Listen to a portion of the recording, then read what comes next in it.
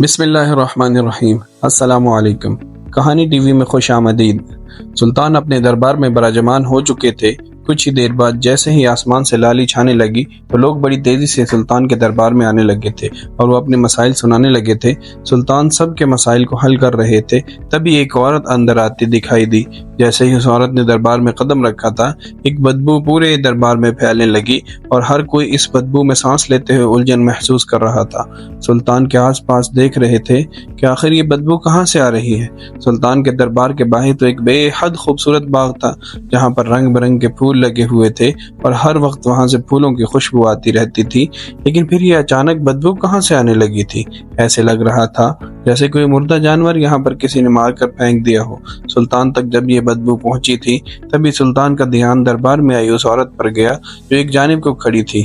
اس کے پاس بیٹھی عورتیں اسے اپنے پاس سے اٹھنے کا کہہ رہی تھی۔ دیکھتے دیکھتے دربار میں یہ شور بلند ہونے لگا کہ عورت انتہائی بدبودار ہے، گندی ہے، ایسے لگتا ہے جیسے کسی کچرے کے ڈھیر سے اٹھ کر آ گئی ہو۔ اس کے وجود سے انتہائی گندی بدبو آ رہی ہے۔ لوگ اس سے دور ہونے لگے تھے جبکہ وہ عورت رونے لگی تھی۔ سلطان نے جب اس عورت کو روتے ہوئے دیکھا تو فوراً اسے اپنے پاس آنے کا کہا۔ جیسے جیسے وہ چل کر دربار میں سلطان کے تخت کے پاس آ رہی تھی تو انہیں ان کے سینے اور گردن کے پاس ابری ہوئی کوئی چیز دکھائی دینے لگی۔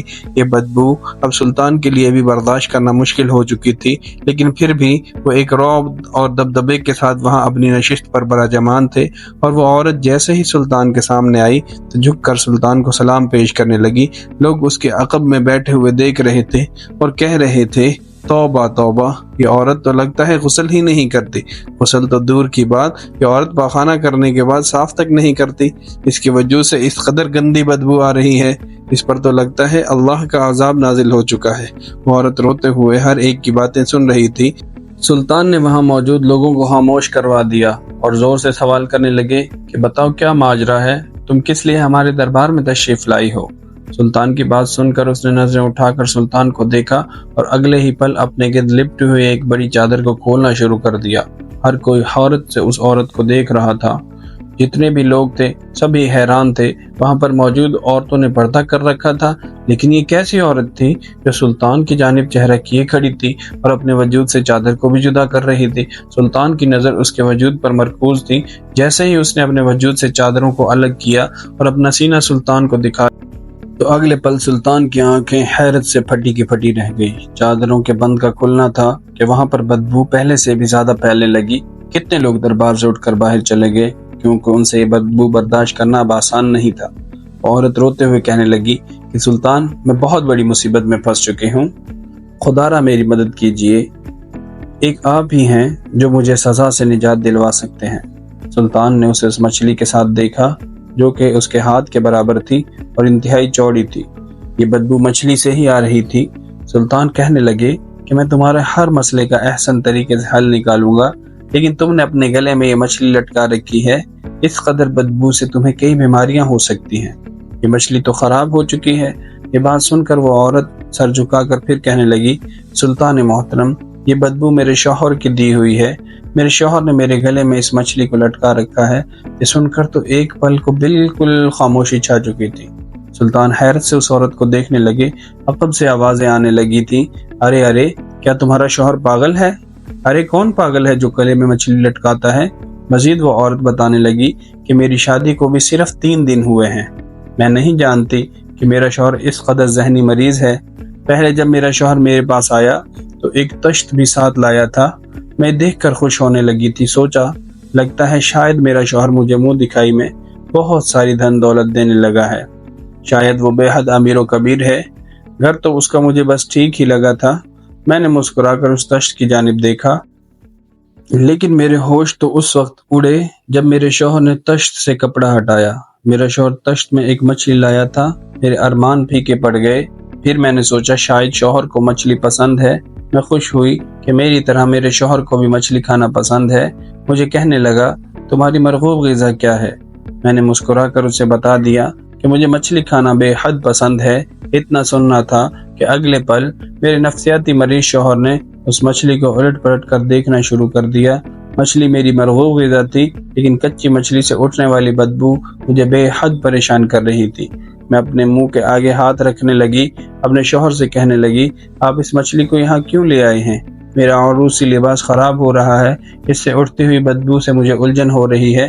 لیکن بجائے میری بات سننے کے میرے شوہر نے کہا، تمہیں تو یہ مچھلی کھانا بے حد پسند ہے، تو پھر اس کی بدبو سے نفرت کیوں کرتی ہو؟ مجھے اپنے شوہر کی یہ بات کچھ عجیب لگی تھی۔ میں حیرت سے اپنے شوہر کو دیکھنے لگی، لیکن میرا شوہر کہنے لگا کہ تم میری بیوی بن کر رہنا چاہتی ہو یا چاہتی ہو کہ میں تمہیں ابھی بھی طلاق دے دوں، اس گھر سے نکال دوں؟ اتنا سننا تھا۔ میں نے کانپ کر اپنے شوہر سے کہا، خدارا ایسا مت کیجئے، آخر میری غلطی کیا ہے؟ میرے ماں باپ نے تم پر اعتبار کر کے میرا رشتہ تمہارے ساتھ طے کیا تھا، ہماری 7 پشتوں میں کبھی بھی کسی کو طلاق نہیں ہوئی۔ میں مر جاؤں گی، سب کچھ کروں گی، لیکن اب مجھے طلاق مت دیجیے گا۔ سلطان محترم، میں اپنے شوہر کے قدموں میں گر چکی تھی، لیکن میرا شوہر کہنے لگا، چلو اس مچھلی کو اپنے گلے میں لٹکا لو جیسے ہار پہنتے ہیں، ٹھیک ویسے ہی مالا بنا کر اس مچھلی کو گلے میں لٹکاؤ، تبھی تم میری بیوی کہلانے کی حقدار ہو۔ اس مچھلی سے انتہائی بدبو آ رہی تھی، لیکن اس کے باوجود شوہر کے کہنے پر میں نے اس مچھلی کو گلے میں لٹکا لیا۔ میرا شوہر مجھے اس مچھلی کے ساتھ دیکھتا رہا، پھر وہ مجھ سے دور ہٹ کر سو گیا۔ ساری رات وہ میرے قریب نہیں آیا تھا، اور پھر اس کے بعد یہ اس کا معمول ہی بن گیا۔ ساری رات وہ مچھلی میرے گلے میں لٹکی رہی، میں ٹھیک سے سو بھی نہیں سکی۔ جیسے ہی صبح ہوئی تو میرے شوہر نے اس مچھلی کو میرے حلق سے اتارا لیا۔ بدبو سے میری حالت غیر ہو رہی تھی۔ میرا شوہر مجھ سے کہنے لگا کہ تم اس مچھلی کو بناؤ، خود بھی کھاؤ اور مجھے بھی کھلاؤ۔ اس مچھلی سے اس قدر بدبو آ چکی تھی کہ کھانا محال تھا، لیکن شوہر کے کہنے پر میں نے وہ مچھلی بنائی اور اپنے شوہر کو دے دی۔ میں نہیں جانتی میرا شوہر مجھ سے کس بات کا بدلہ لے رہا ہے، لیکن اب 3 دن سے مسلسل وہ یہی سب کچھ کر رہا ہے۔ مجھے مزید یہ سب کچھ برداشت کرنا مشکل ہو گیا تو میں آپ کے دربار میں چلی آئی۔ میرا شوہر بھی مجھ پر تشدد کر کے گھر سے نکالا ہے، اور میں نہیں جانتی آخر کس بات کی سزا ہے جو میرا شوہر مجھے دے رہا ہے۔ دنیا کے سامنے شریف اور با اخلاق بن کر رہتا ہے، لیکن جب بات مجھ پر آئی تو ابھی میرے ہاتھوں سے تو اس کے نام کی مہندی تک نہیں اتری، اور اس نے مجھ پر ہاتھ اٹھانا بھی شروع کر دیا۔ اس عورت پر گزری سن کر وہاں موجود لوگ رونے لگے، آنکھوں سے آنسو آنے لگے تھے۔ اس عورت پر ظلم ہو رہا تھا اور ہر کوئی شرمندہ دکھائی دینے لگا تھا اور اس کے شوہر کو برا کہنے لگا۔ لوگ ایک دوسرے سے چہمگوئیاں کر رہے تھے، سلطان کو دیکھ رہے تھے کہ آخر سلطان کیا فیصلہ سناتے ہیں، اور ہر کوئی منتظر تھا، بس سلطان کے چہرے پر ہی نظر گاڑے ہوئے تھا۔ جب سلطان نے سپاہیوں کو بلایا، فرمانے لگے کہ جاؤ اس عورت کے شوہر کو لے کر آؤ، اور عورت گھبرا چکی تھی، گھبراتے ہوئے کہنے لگی کہ نہیں سلطان محترم، ایسا مت کیجیے، میرا شوہر اگر یہاں پر آ گیا اور اسے علم ہو گیا کہ میں یہاں پر آپ کے پاس آ کر اس کی شکایت لے کر آئی ہوں تو کہیں وہ مجھے طلاق ہی نہ دے دے۔ سلطان نے جب اس عورت کی بات سنی تو فرمانے لگے، فکر مت کرو، میرے دربار میں آنے کے بعد جرأت نہیں کہ غلطی کا ارتکاب بھی کرے۔ وہ عورت ایک جانب کو خاموش ہو کر کھڑی ہو چکی تھی، اور تب تک سلطان باقیوں کے معاملات سلجھانے لگے تھے۔ کچھ ہی دیر بعد سپاہی اس عورت کے شوہر کو لے کر وہاں پہنچ چکے تھے۔ وہ شخص تھوڑا گھبرایا ہوا تھا، بار بار سپاہیوں سے سوال کر رہا تھا کہ آخر مجھے کیوں لایا گیا ہے؟ میں تو اپنے کاروبار میں ہیرا پھیری بھی نہیں کرتا، عزت کی زندگی گزار رہا ہوں۔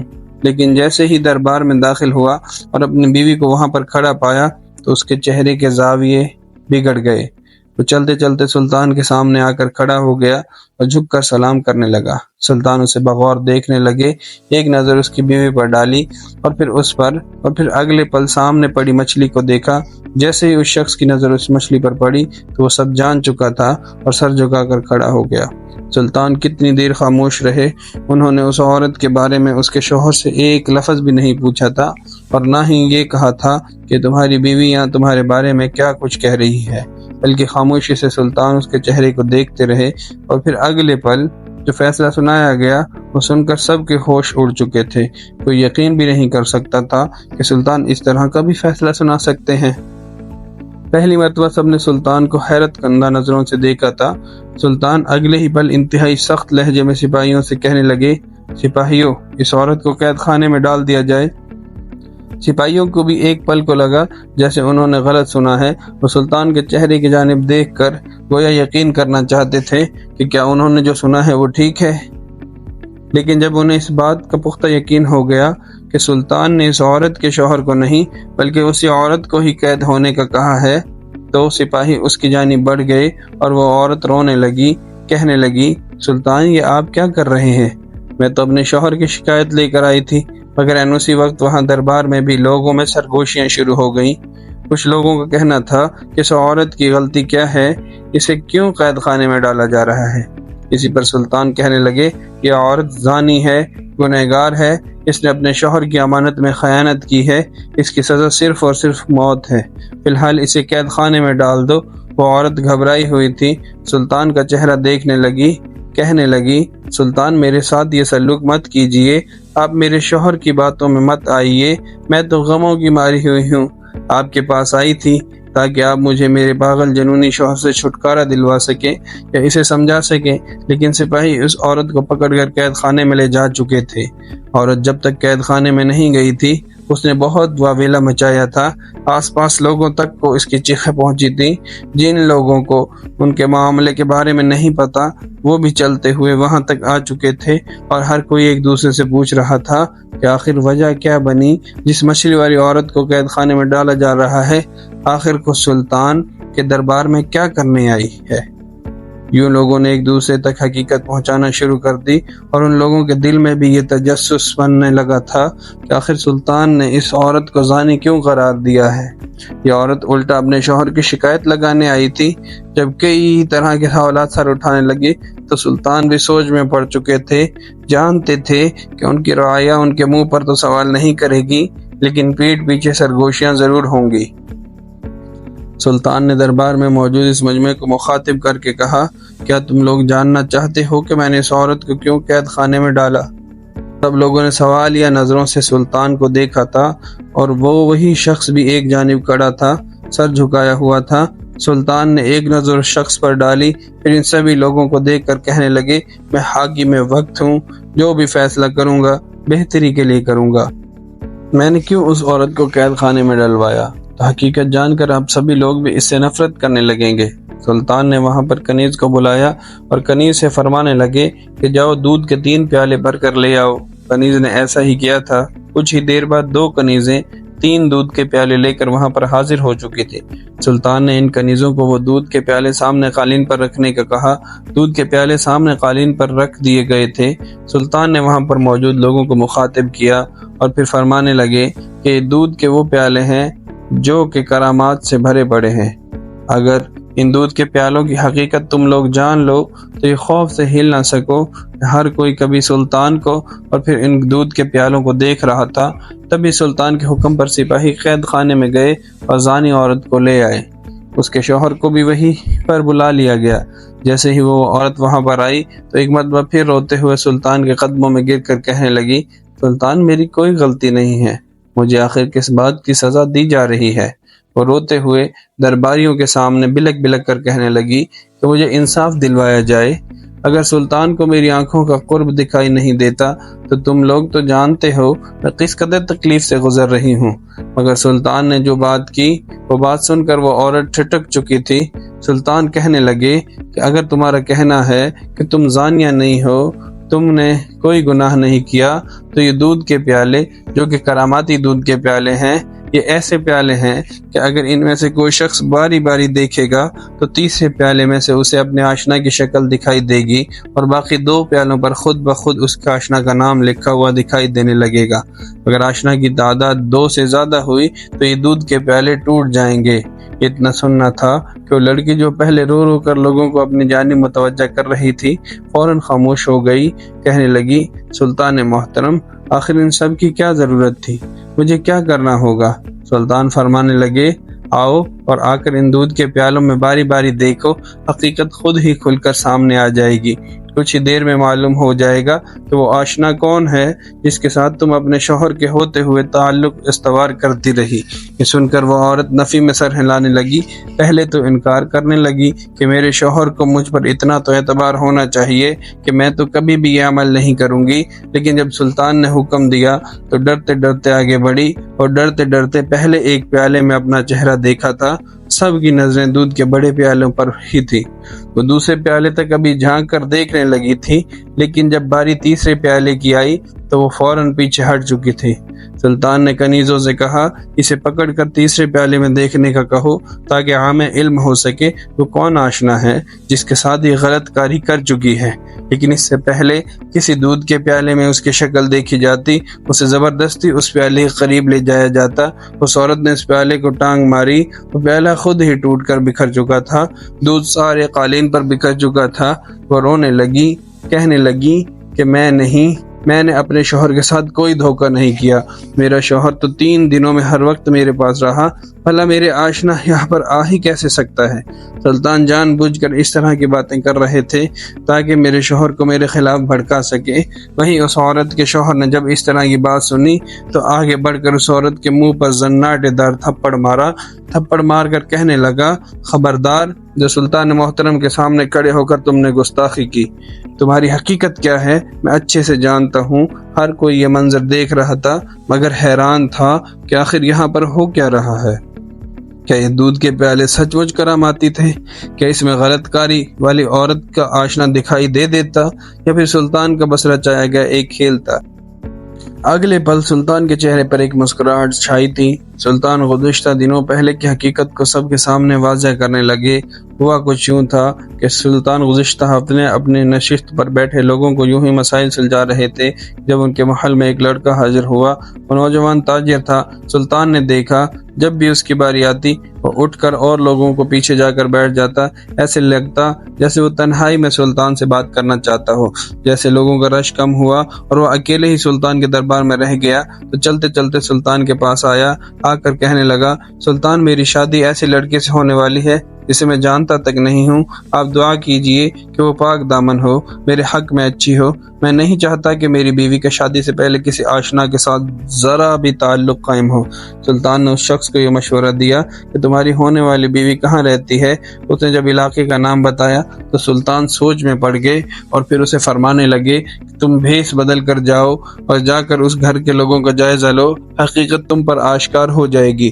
کیوں اس شخص نے ایسے ہی کیا، وہ گھر کے باہر بھیس بدل کر گھومنے لگا اور اس نے گلی سے کئی مرتبہ ایک مچھلی فروش کو گزرتے ہوئے دیکھا۔ جب بھی وہ مچھلی فروش اس شخص کے سسرال کے سامنے سے گزرتا تو ایک مخصوص آواز میں سیٹی بجاتا۔ جیسے سیٹی بجنے کی آواز آتی تو فوراً گھر کے اندر سے ایک حسین دوشیزہ باہر نکل آتی۔ وہ مچھلی تو خرید لیتی لیکن بدلے میں جس طرح کے اشارے اور مسکرا کر دیکھنا اور جواب میں اس مچھلی فروش کو دیکھتی، صاف ظاہر تھا کہ دونوں کے بیچ کچھ نہ کچھ تو چل رہا ہے۔ شادی میں بہت کچھ کم دن رہ چکے تھے، یوں اپنی بیوی کو ایک مچھلی فروش کے ساتھ دیکھ کر یہ شخص بھی غصے میں آ چکا تھا۔ اس لیے اس نے اپنی بیوی کو یہ سزا دی کہ تم اپنے گلے میں مچھلی لٹکا کر گھومو گی اور یوں ہوئی سزا کو 3 دن تک وہ مشکل بھگت پائے گی۔ یہ شخص دراصل اپنی بیوی کے آنے سے پہلے سلطان کو اس بارے میں آگاہ کر چکا تھا کہ سلطان، میں اپنی بیوی کو سبق سکھانا چاہتا ہوں۔ یہ میری منکوحہ ہونے کے باوجود ایک مچھلی فروش کے ساتھ ہنس ہنس کر باتیں کر رہی تھی، اس سے مچھلی لے رہی تھی جیسے وہ اس کا کوئی سگا ہو، اور وہ عورت شکایت لے کر سلطان کے دربار میں حاضر ہو گئی۔ بہرحال جب حقیقت کھل کر سامنے آئی تو عورت حیرت سے ٹک ٹکی باندھے کبھی سلطان کو دیکھتی تو کبھی اپنے شوہر کو۔ شاید وہ کچھ کہنا چاہتے تھے، پھر روتے روتے آگے بڑھی اور آ کر اپنے شوہر سے کے قدموں میں گر گئی، رو رو کر کہنے لگی، آپ کو غلط فہمی ہوئی ہے، میرا اس کے ساتھ کسی قسم کا کوئی تعلق نہیں ہے، بس وہ شخص مجھے اچھا لگتا ہے۔ وہ جب بھی مچھلی بیچنے کے لیے آتا تو میں باہر چلی جاتی، مجھے امید تھی کہ میرے ماں باپ میری شادی اس سے کروا دیں گے، لیکن جب وہ شخص رشتہ لے کر ہمارے ہاں آیا تھا تو میرے والد صاحب نے صاف انکار کر دیا، کیونکہ 2 دن بعد میرا نکاح میرے شوہر سے ہونے والا تھا۔ اس نے آنے میں واقعی بہت دیر کر دی تھی۔ بہرحال کہیں نہ کہیں میں بھی اسے پسند کرنے لگی، لیکن جب میرا نکاح میرے شوہر سے ہو گیا تو میں نے اس کے ساتھ جڑی ہوئی ہر ایک یاد کو بھلا دیا اور اپنی زندگی اپنے شوہر کے ہی نام کر دی۔ میں تو اس غلطی پر اپنے رب سے توبہ کر چکی ہوں کہ میں نے کسی غیر پر نظر ڈالی تھی۔ آخر مجھے کس جرم کی سزا دی گئی ہے؟ سلطان نے جب یہ سنا تو ماتھے پر بل ڈال کر اس کے شوہر کو دیکھنے لگے، جو کہ سر جھکائے ابھی بھی ایک جانب کھڑا تھا۔ سلطان نے جھڑک کر اس عورت سے کہا کہ یہ تمہارا شوہر تھا، تمہارے شوہر نے تمہیں غلطی کرتے دیکھا تو تمہیں سزا دی۔ یہ میاں بیوی کے آپس کا معاملہ ہے۔ اگر تم واقعی اب سدھر چکی ہو اور صدق دل سے اپنے رب سے معافی مانگ چکی ہو تو یقیناً تمہارا رب بھی تمہارے شوہر کے دل میں نرمی ڈال دے گا۔ کیوں جب سلطان نے اس کے شوہر سے سوال کیا تو اس نے یہی کہا کہ میں نے اسے اپنانے کو تیار ہوں، اپنے گھر میں بھی رکھ لوں گا، لیکن اگر دوبارہ میں نے اس کے اندر کوئی بھی عیب دیکھا تو میں اسے کھڑے کھڑے طلاق دے دوں گا۔ شادی سے پہلے تعلقات رکھنے کی سزا وہ بھگت چکی تھی، جبکہ کئی عورتوں کے لیے یہ ایک سبق بھی بن چکی تھی۔ شادی سے پہلے آشنا کے ساتھ تعلقات رکھنا اور پھر شادی کے بعد اپنے شوہر کی آنکھوں میں دھول جھونکنے والی عورتیں خبردار ہو چکی تھیں، اور اس عورت کے شوہر نے اسے پہلی اور آخری غلطی سمجھ کر معاف کر دیا اور اپنے ساتھ گھر لے گیا۔ وہ کراماتی پیالے تو دراصل صرف اس عورت کو ڈرانے کے لیے بنائے گئے تھے تاکہ سچ اگل سکے۔ بہرحال سلطان مطمئن تھے کہ بجائے گھر اجاڑنے کے ایک مرتبہ پھر میاں بیوی باہم رضامندی سے رشتہ بحال کر گئے تھے۔ سلطان نے اس عورت کی آنکھوں میں یہ دیکھ چکے تھے کہ جس طرح وہ اپنی غلطی پر شرمندہ ہے اور رو رہی تھی، امید ہے کہ وہ آگے کبھی ایسی کوئی غلطی نہیں کرے گی۔